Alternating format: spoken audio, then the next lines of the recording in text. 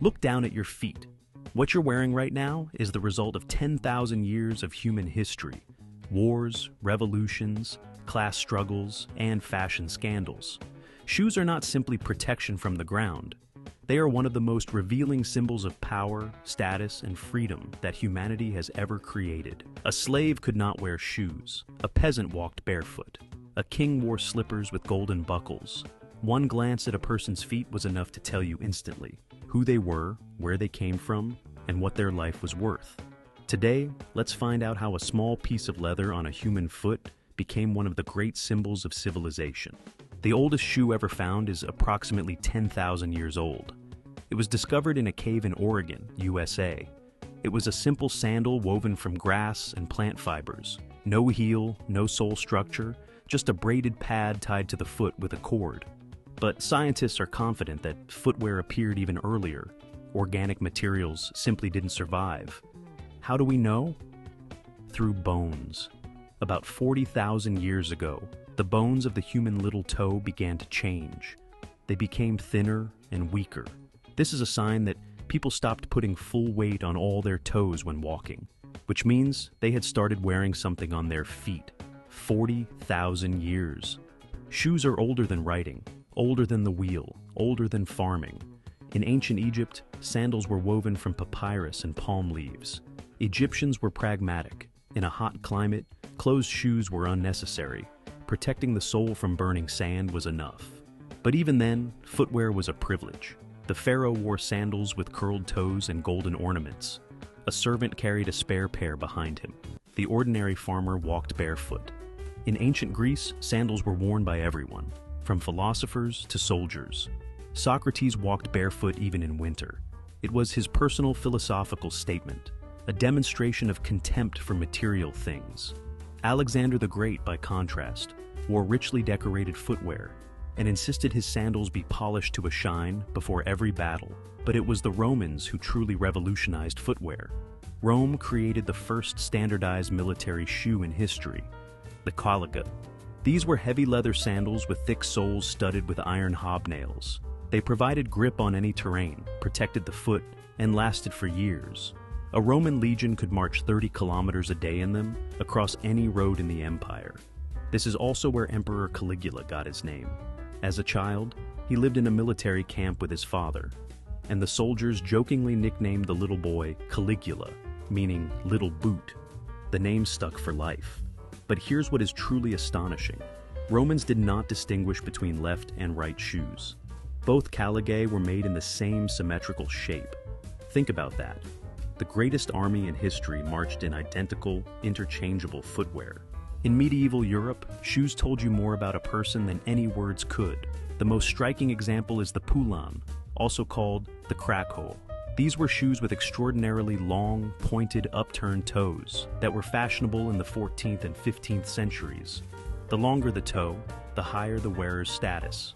A common laborer's toe might extend 5 centimeters, a prosperous townsman's 15, a noble knight's 30 centimeters or more. Some aristocrats had toe extensions reaching 60 centimeters, which had to be tied with a cord to the knee just to walk at all. It was an absurd fashion. You couldn't work in these shoes. You could barely climb a staircase. But that was precisely the point. To demonstrate that you had no need to work.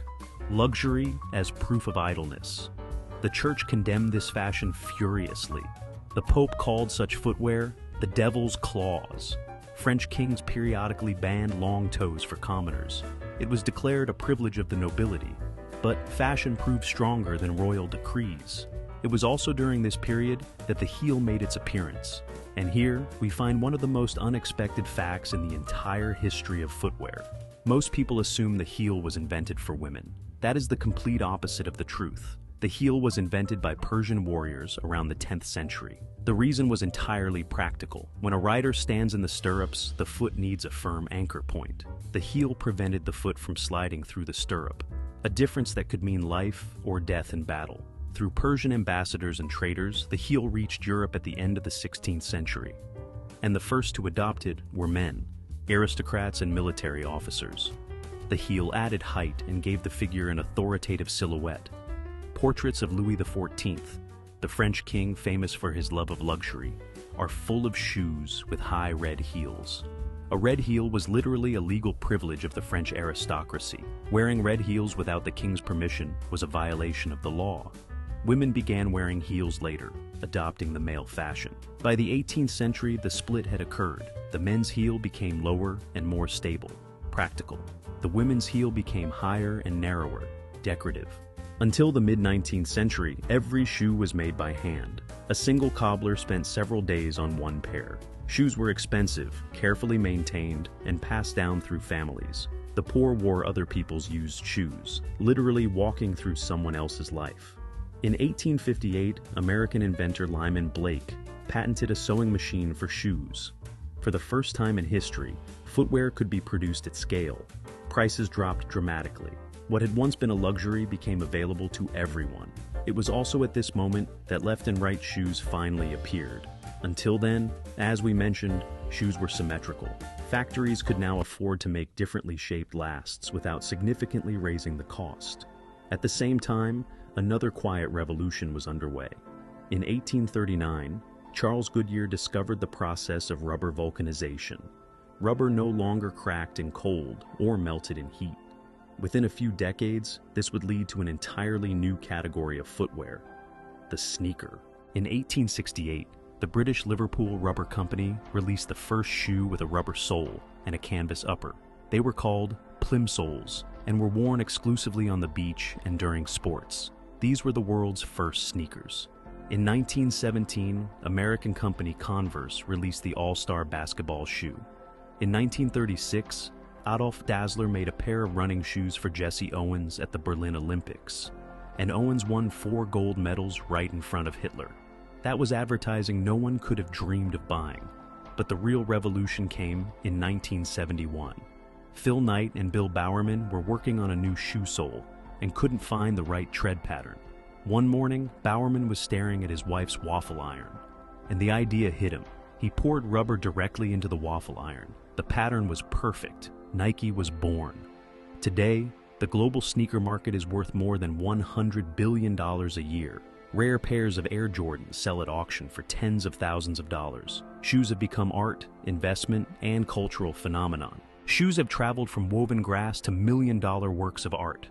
Over 10,000 years, they were symbols of slavery and freedom, poverty and power, war and fashion.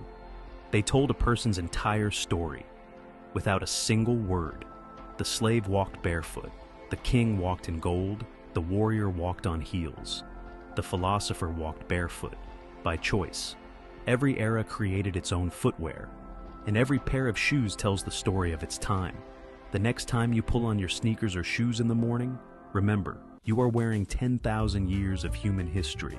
From a Persian warrior in the saddle to Bowerman and his waffle iron.